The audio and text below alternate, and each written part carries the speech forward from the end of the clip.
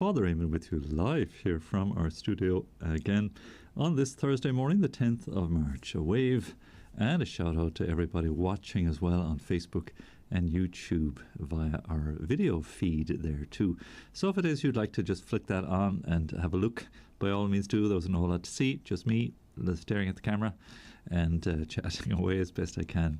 And but if you like that bit of company, lovely to have you with us. And do comment on our social media channels, because it's a nice way of just communicating and checking in with us. We get a lot of lovely little comments there of thumbs up and thanks and appreciation of our little modest effort at being present on the internet and interacting with you. So it's great to have you listening in, and thanks indeed to all our dear listeners and friends, all our dear supporters and benefactors. We're very, very grateful to you for your company as well, and indeed for your support, as indeed we see things unraveling a little bit for us. It's not discomforting, I suppose, times that we're in. The price of petrol and fuel, and that's taking off on us. As somebody did mention today, that there was supposed to be a drop again in fuel prices. That's encouraging to hear, at least. But to see that grow or expand or increase means that there will be an effect, of course, across all areas, because the transport necessary to deliver foodstuffs and, I don't know, keeping the houses warm and all these other things. Fuel is such a basic commodity. So we can expect a bit of struggle, I suppose, a bit of increase. We kind of knew in a way that there was going to be a strain on the economies as a result of COVID anyway, and the war, of course, isn't going to help these things in any way either. But let us not become unduly worried. Let's trust in the Lord's divine providence, because we only have to go back a few pages in our own history, back to your own parents' time, my own parents' time. As I mentioned yesterday, again, having lived through the Second World War, they certainly knew what hardship was. As somebody was mentioning over the cup of tea there after Mass this morning, they knew all about recycling back in the day. Recycling is not a new thing by any means nowadays. We've become such a consumerist society and so used to all these commodities so freely available, and all these gadgets and time-saving devices and everything else. Somebody asked, where's all the time we're saving with all these devices? Where is it being used? And we've become used to an enormously increased level of comfort in the last 50 years, the last lifetime, let's say, as well. There's been major and wonderful increases in standards of living and so on. But again, it's worthy of a little bit of thought and a little bit of deliberation, that in the West we are certainly so very comfortable relative to so much great poverty that exists in the world today. Having simple things like internet access, again, a roof over our heads, a car, transport, all of these things, social welfare, these are enormous beneficial comforts that we do enjoy with great plenitude in relative terms. You don't have to go very far to see great deprivation in the world. So to keep counting our blessings all the while, and to be aware that everything is such a gift as long as it lasts, and to pray for the grace and the strength to face whatever lies ahead. So let's keep indeed our spirits strong in that regard, and realize that indeed hardships are inevitable, an inevitable part of life, and it may indeed be that there are hardships to come, but we trust in God's providence. We look out for one another and care for one another. This is what's certainly happening with all the refugees in the Ukraine, and terrible to see indiscriminate targeting of civilian facilities. Thinking the maternity hospital somebody mentioned was bombed there. Why all this destruction? And what is the logic behind it all? When you see, why would you just disintegrate a whole society and a whole civilization by razing it to the ground? And what are you left with then? If you're the one who wants to conquer and to take ownership, well, what are you conquering? What are you inheriting? Nothing. I mean, you've destroyed the place. And to what end? To what avail? To what purpose? What long-term goal? None of it really makes any sense when you think it through. Hence the need to fall back on the things of God, to ask, to knock, and to seek. That's the lovely words of Matthew's Gospel today. Matthew chapter 7 is part of the Sermon on the Mount. It's the moral teaching of the Scriptures, really, and certainly of Matthew's Gospel in particular. And it begins, chapter 5, with Jesus going up the hill to teach the people. And because of its length and its duration, it's said that indeed it's probably an amalgamation of a spectrum of the Lord's moral teaching, that it surely wasn't all delivered in one sermon. Or maybe it was, I don't know, but somehow it was all collected together. And what does he begin with? Isn't it interesting when you examine chapter 5, 6 and 7 of Matthew's Gospel? What is the starting off point that Matthew notes for the reader? And it's the Beatitudes. Blessed are the poor in spirit, theirs is the kingdom of heaven. Blessed are the pure in heart, they shall see God. These Beatitudes are known as paradoxical promises, that it seems to be a paradox. How can you be blessed in some way if you're poor in spirit? How is that possible? What does it mean? Blessed are those who are persecuted in the cause of right. What does that mean, that you're blessed? And the other translation in Luke's Gospel, happy are you when people persecute you and abuse you and speak all kinds of calumny against you on my account. Rejoice and be glad. How does that make any earthly or practical sense? That's why they're described as paradoxical. It's a paradox to say one thing and mean another. So it is that this is the starting off point for the moral life, is blessedness, or another lovely word that's not often heard, I suppose, is beatitude. Perhaps it comes from that root for beautiful, beatitude. Again, it means sort of blessed or endowed or bestowed with gifts. And so the Lord does bless his chosen ones, and because we may happen to have a certain amount of material wealth or material comfort, that is a great blessing and something to be appreciated and respected and cherished, because there may well be a time when we have to do without. And who knows how we will manage then, but if it brings us closer to God, if it brings us more mindful of the needs of our neighbour, there's a blessing in that, strangely enough. It's paradoxical, isn't it? That there's a blessing in being poor, insofar as it kind of strips us or pares us back to the essentials, to the core, that all the additions and accretions we have accumulated, all the possessions, all the bits and pieces, what do they matter in the end? We know we can take nothing with us. And so it's very poignant, when someone dies and you read their last will and testament and you wonder, what is it all about? What is it all for? What use is any of it now, if it can be put to use in some way?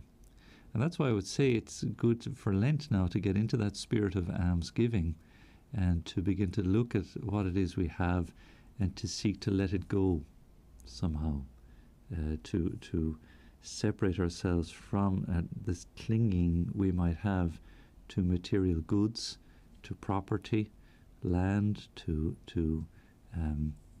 wealth of any kind. And we see now how volatile things are. Wealth is a very relative thing. And it's good to be able to begin to let these things go, and even to make out our last will and testament now, in a manner of speaking.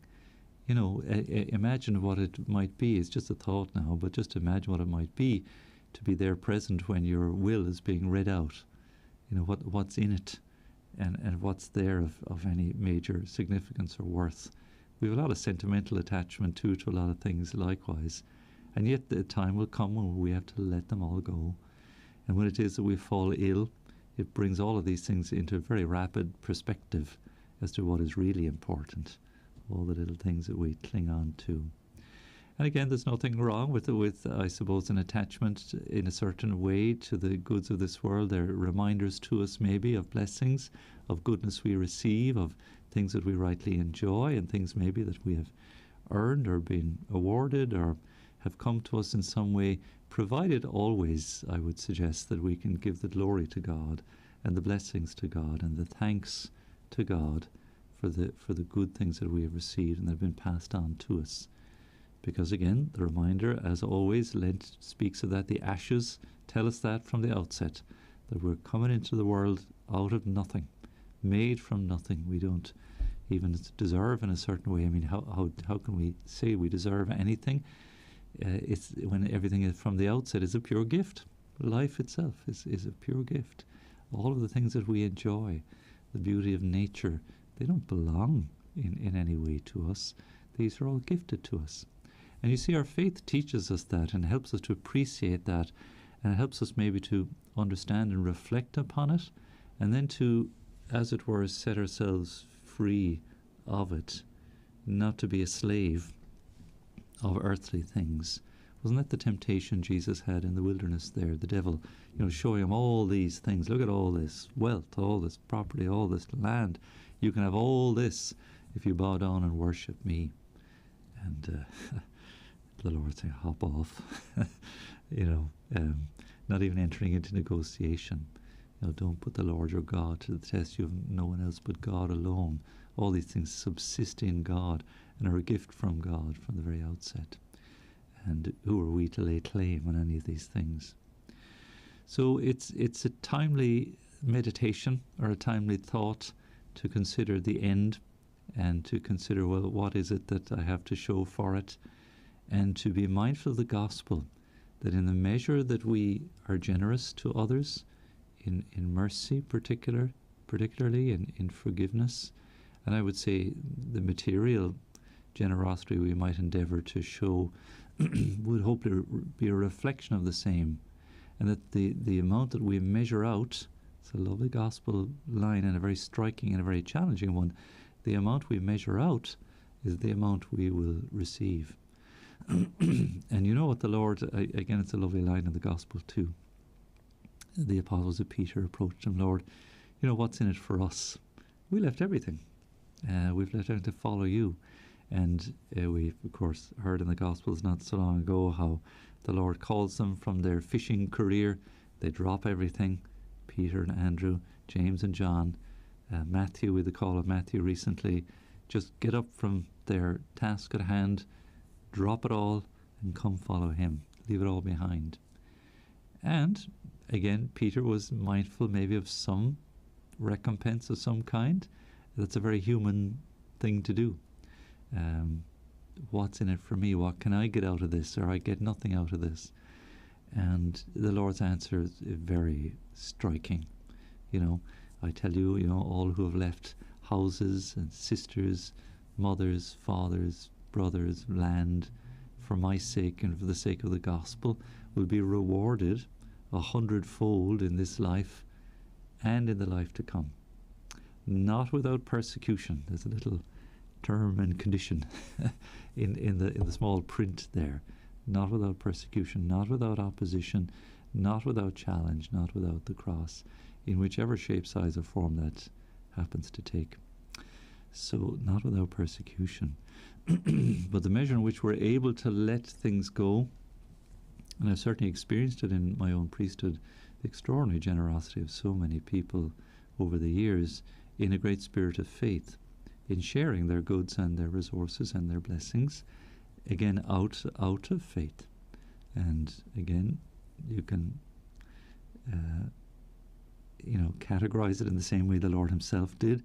How many wonderful homes I've been welcomed into, how many mothers, sisters and brothers and dear friends in faith like that I've certainly gotten to know over the years as a priest, just saying my own case and my own experience. And indeed those who have put their goods and their worldly possessions at my disposal. I've been a guest in many a house, and even on holidays in properties that don't belong to me, again out of the blessing and goodness of others. these kind of extraordinary things. And the people, again, in faith and through various organisations, through Radio Maria, through the work we're doing in promotion, it's lovely to be welcomed into parishes and to be received. And again, just the joy that we share in sharing the faith together. With that in mind, actually, please God, we're going to Westport, the parish of Westport.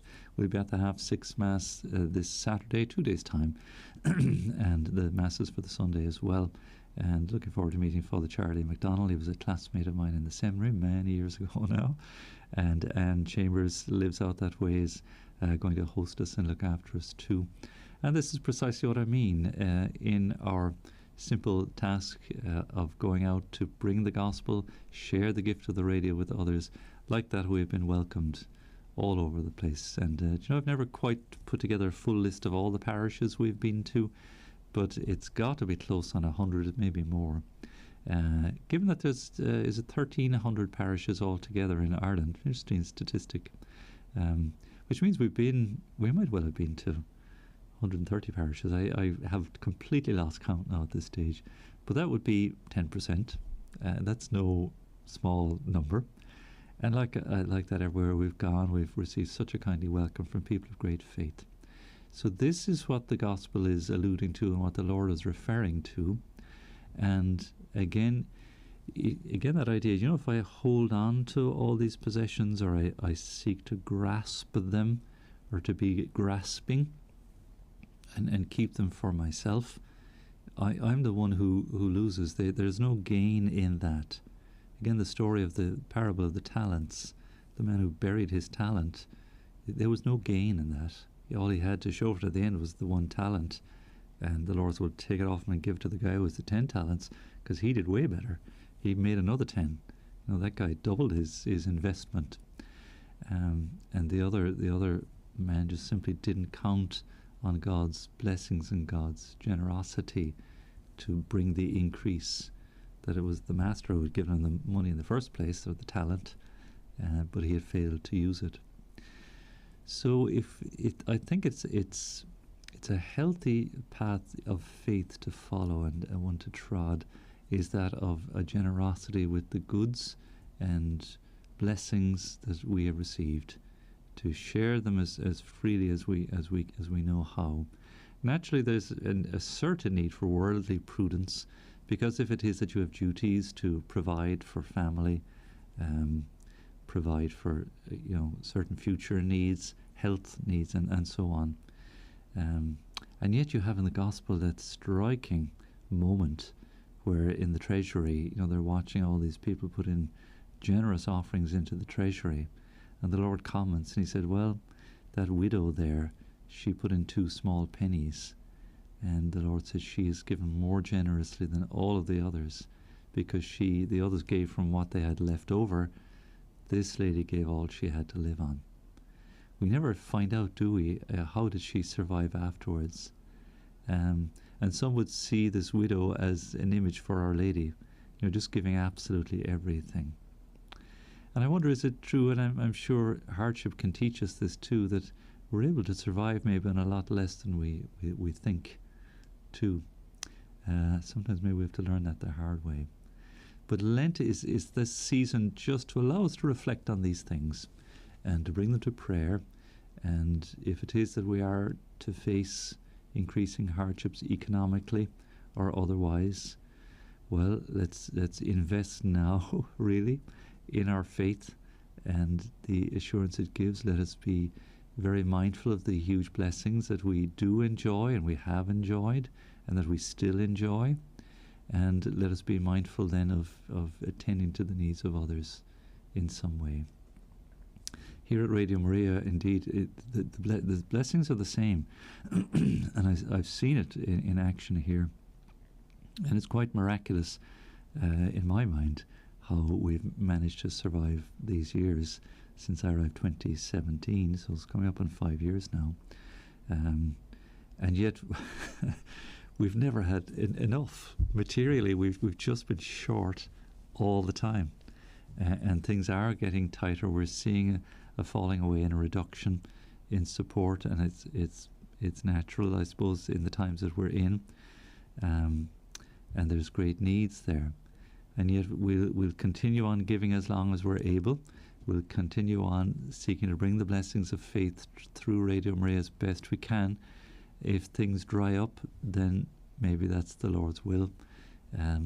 We can only simply continue to appeal as we do. I don't like to overdo these things or to make it onerous on anyone, but certainly with increasing fuel costs and the economy and inflation and all these things going on around us, everyone's going to be very sorely tried in all kinds of ways. So how that will shape up, we simply trust in the Lord. The very fact that we're here at all and we've been enabled to broadcast these last 7 years is quite extraordinary and quite miraculous. And if it is that things need to shrink or things get redirected, it seems a shame or a pity or sad that would be the case. We resort to other means. We don't see it as the end of things. But if it is indeed that you're in a position to be able to help sustain and keep this, and many of you indeed are, and we're so grateful, do please keep us in mind as part of your alms giving for this Lent, because so many other very, very worthy causes and great needs pressing in upon us as well, and I'm sure personal needs too. But something that allows us to preach the faith, to share the faith, to accompany each other spiritually and be there for one another and to pray with and for one another. It seems to me this is a very worthy means of sharing the gift of the gospel and sharing the gift of life and the faith. We're still hearing indeed from Radio Maria in Ukraine and from the World Family. We'll have our European conference over the next couple of days, tomorrow and Saturday, and I'll report back to you as to how we're all doing. We're not meeting in person. I think there might be some travelling to Italy to join in with that conference.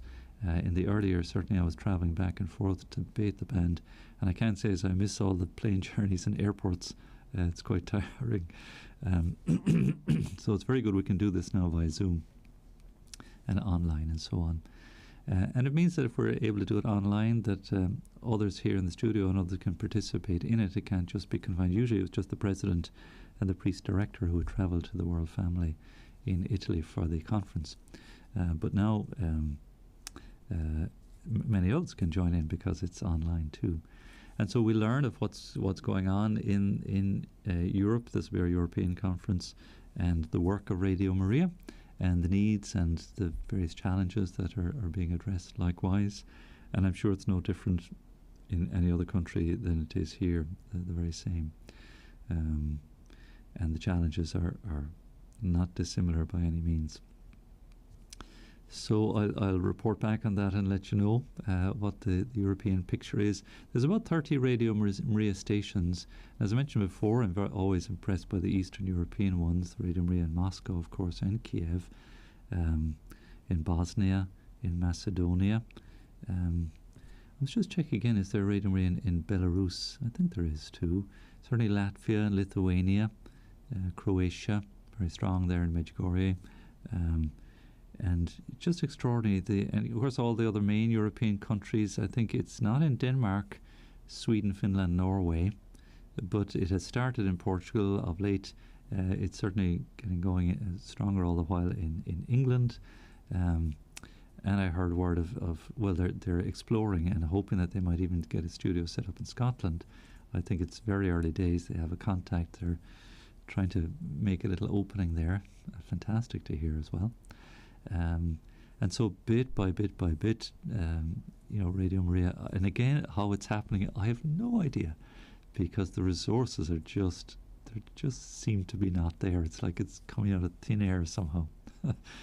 So it's most extraordinary, and we see it ourselves here as well. So anyways, it's good to see, France, Germany, Belgium, Holland, Spain, Italy, all these countries have their own Radio Maria station, and they're all flourishing in their own little respective way and sowing seeds and being a voice, just as we are here in Ireland too. It's an extraordinary movement that it is. Good, I'm going to pause for a little piece of music and come back to you again. But listen, do please share your thoughts. Thanks very much to Vincent Monaghan. Vincent is great to send in little voice messages. And because it's a Thursday, Vincent has such great devotion and intercessory prayer on behalf of priests. So just like to give Vincent a little shout out and to thank you, Vincent, for your extraordinary support of Radio Maria and your prayer, and indeed your kind financial assistance as well too. Vincent is one of many of you like that who are so kind to us, and without whom this great gift and blessing would be very difficult to continue.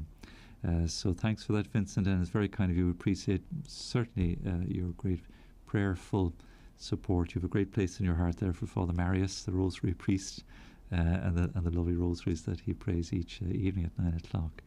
So it's a great consolation to us to know that how many of you indeed are uplifted so strongly in your faith through our work here. And that is reward enough in its own way. And your prayerful support means such a great deal as well. I know it's making things possible somehow, even if the ends don't seem to be meeting. It's sort of a loaves and fish scenario. But we still need the little boy to come forward with the 5 loaves and the 2 fish. So listen, thank you so much. Listen, do get in touch with us. Drop a little comment here on Facebook or YouTube as you're watching. And thanks to Janine, who indeed I know loves listening in from Connecticut of a morning time as well. And it's nice to be back here in the studio with you again. Myself, having been off sick for a little while too. A few of us indeed were kind of knocked out. Mary was knocked out for a little bit there. Our good friend Bernie, who comes from Mass, was laid low with COVID too, but she's back again and flying, thanks be to God. As a nurse or two, I think, as a daughter to help her along too, which is great. She has all that care going for her. So the Lord is good, and He's been blessing us and continues to do so. So now share your blessings with us too, please. Again, keep the alms giving in mind. I know there'll be huge demands on everyone, but please do keep us in mind. We certainly are in great need all the while. So send us a text, please, on 089 467 2000 plus 353 again, outside of the Republic here, if you're in the north of Ireland, or outside of Ireland altogether.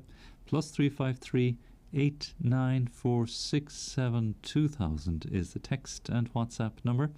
To telephone, give a call. Jackie's downstairs very kindly looking after the phones with Mary as well. We have 4 lines, and it's 014 123 456 is the number. 014 123 456. Please do give a call there as well. And please do email us info@radiomaria.ie. And again, if you'd like to write to us, we do love to receive your cards. We see 1 or 2 St. Patrick's Day cards finding their way into us. That's lovely. Thank you for those. Eurosay, of course, a little bit later on, we'll give you the update on the correspondence that's flowing to us as well. But please do write to us. We're here at St. Anthony's Business Park, Ballymount Road, Dublin 22. Very good. This song break now by Cy Miller and Jill Jackson. Very appropriate choice there by Tara. Let There Be Peace on Earth. So back very shortly.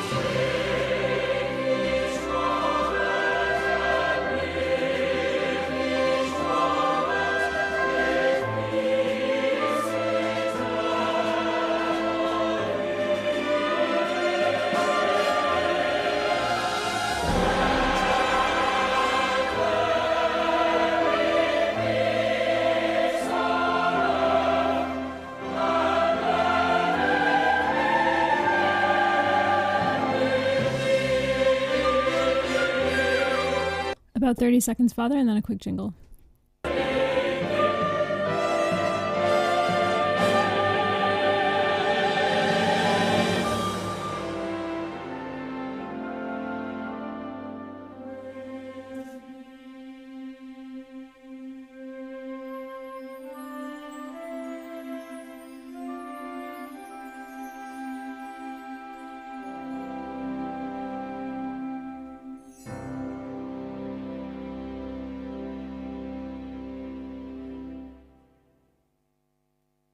We are so blessed to know about the great gift that is Radio Maria and to be able to tune in for our daily prayer or favourite shows, or to send in our intentions for the whole Radio Maria Ireland community to pray for. There are still so many people who haven't yet discovered this gift. Why don't you call a friend or family member today and let them know about Radio Maria? There you are. Do please let us know about this great gift and blessing. Thanks, Ulrika. She just affirmed there. I kind of knew in my head somewhere that Belarus has a Radio Maria station too. And just reflecting on that a little, isn't it amazing that each of those Eastern European countries, I mean, Radio Maria is quite new. In Latvia, for instance, they were born about the same time as ourselves, 2015. That Our Lady seems to be at work right along that Eastern front, so to speak. And who knows what's to transpire, what's to take place, or how things will unfold. But we certainly do our very best to maintain the gift of Radio Maria and Our Lady arranging things and maybe, as I say, setting things up for whatever is to lie ahead. And that there be that her voice somehow and the voice of the Church be present and available to many souls in these kind of fractured times we live in. They're sort of fracturing or disintegrating. It seems as if there's a sort of a breakdown, doesn't there? Sort of a disintegration going on. And that's what the devil likes to do. That's why, indeed, people certainly make the point that these are evil times, when we seem to be divided against one another. And I just saw that little headline there in the Vatican News. When it is that we're destroying, a children's hospital destroyed in the Ukraine, shows that the hatred of the great never spares the little ones. The children, innocent children can suffer. And as indeed the Vatican are right to point out, they still do suffer in many parts of the world, in Syria, in Yemen. There's conflicts going on there all the while, Ethiopia and Mali. Herod still prowls the world and kills children without mercy. So when we see this great evil of our day, and that's even before going into the whole question of the destruction of innocent life in the womb, how is it that we've come to this place of disintegration? These are the grave evils of our own time, and we wonder how is it the Lord doesn't simply step in and say, enough. Is that time at hand? Well, look at the hand of Our Lady gently placing itself, as it were, on the shoulder of her people and providing a gift such, indeed, and a blessing such as is Radio Maria. How is that not somehow the providential hand of the Lord entering into this situation and allowing us to begin to sow seeds of faith, seeds of prayer, against seeds of reconciliation, and instead of disintegration, reintegration again. This is something that we are tasked with and blessed with, and it is a great gift, and we do it with such facility. It's not rocket science. It's not hard in any way. It's, I suppose, onerous in terms of the workload. But the actual task at hand couldn't be any easier. We're simply sharing the gospel and the blessings of the faith. And the bit I like most, as you know, is involving you and having you interact and be part and feel very much part of it. So just delighted we can do that. So isn't it extraordinary how the Lord has kind of touched in and He's there. Only to try to see it. So thanks for everybody getting in touch there. Janine is watching in there. Thanks, Janine. Thanks, Father, for opening our ears and our hearts to being good people. Indeed, that's our task. And if I might take it a step further, Janine, to being holy people. It's a time for saintliness, and don't overthink it or don't over imagine it. Think of the path to holiness as like our Lenten journey of faithfulness, remaining steadfast.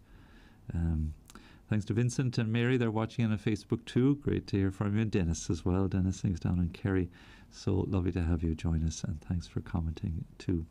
Dermot was in touch as well. Thanks, Dermot. Glad you're still listening. And you were referring yesterday to, I had mentioned Cardinal Pell's prison diaries or prison accounts. I forget the title. I think it's just his prison account, is it? But it's Ignatius Press are the publisher. So if you Google it, Google Cardinal Pell and Prison Diary, and Ignatius Press is where you'll find them in 3 volumes, and they're all 3 are published now. And I've managed to read the first 2. And he's a very interesting character, a very strong personality. And as I say, the books are very sort of Australian slanted. But he gives a very interesting perspective. And boy, does he have some strong things to say about the Vatican Bank and some of the corruption, indeed, that he was tasked with trying to, bring about accountability. That's no small order.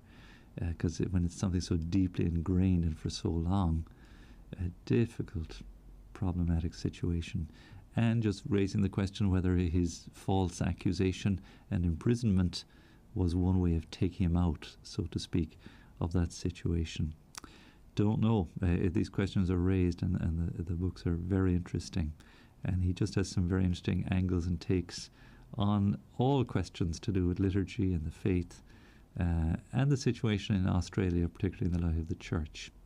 I haven't heard from Father Sam for some time. Bernadette was in touch too. I'm going to send you a message there, Bernadette. She was unwell for some time. Poor Bernadette had an accident there, but is hoping to go to Australia and connect in maybe with Father Sam and the work of Radio Maria in Australia. So I don't know what the latest is there. I must see if I can make inquiries and find out and give an update there. I hope it's able to make some little inroads. But again, isn't that extraordinary how, again, Our Lady wants to reach into these problematic situations, and we've heard of the situation with COVID in Australia, and some of the measures that were taken there seem to be quite strong. Difficult situation.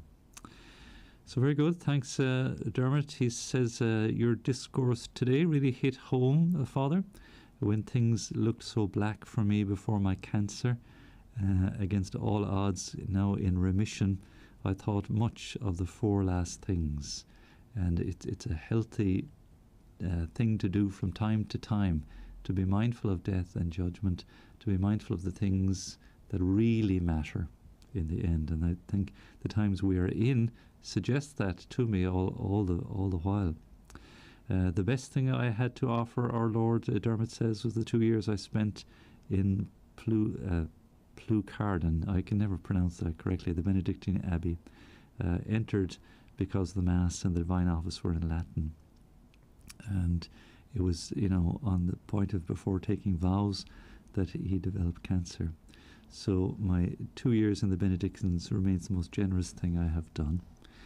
Well, Dermot, I indeed, it's a beautiful thing, and that's a lovely reminder actually as well, and thank you for sharing that with us, because offering our sufferings to the Lord is a great gift too, making up for the suffering wanting in the mystical body of Christ. That's a beautiful gift, and again, that's a real charity in its own way. But certainly that idea of leaving everything behind and entering into religious life is a great sort of laying down of self, so to speak, a kind of martyrdom. And these are the terms, I think, upon which it's good to think. So, again, maybe there are ways of continuing that offering of yourself to the Lord. And that's worthy of further reflection too. And this is kind of what I have in mind, Dermot, and I think this is what our Lenten journey speaks to us about, is our offering of self, following Christ, you see, to Calvary. And it might not be in the more dramatic way, let's say, or the more sort of externally obvious way of becoming a priest or religious. Not everyone is called to that. It's certainly a vocation. But whatever vocation it may be, a married life, the single life, there are ways and there are paths that we can seek to live of the giving of ourselves in the same way. It might be simply having to put up with spouse and children, putting up with my own weaknesses, and kind of suffering on through, certain obstacles that seemed, or weaknesses that seemed to recur, and yet doing it cheerfully and in a spirit of repentance and mercy and generosity. It seems to me these are the kind of qualities of the virtues we're looking to cultivate and to generate as part of our Lenten journey, but as part of our life's journey in faith too. So it is that illness in that way, it's true, Dermot, can bring these things home to us very quickly and challenge us right to the very core. God can allow these things. So thanks for that, Dermot. Indeed, I hope you too, as you're joining in and listening in, reflect a little bit on these things and help me out. Share with me maybe some of your journey too. Share with us, help us along, because we can learn from each other's example and take courage from one another. That's what the stuff of the saints and the lives of the saints is all about already anyway.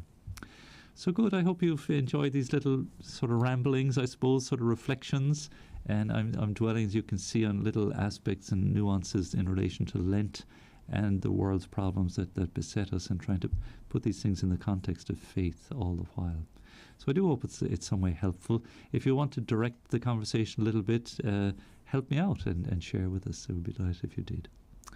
My time has come to an end. Thank you for your company today. Let's pause now for our Angelus and Midday Prayer.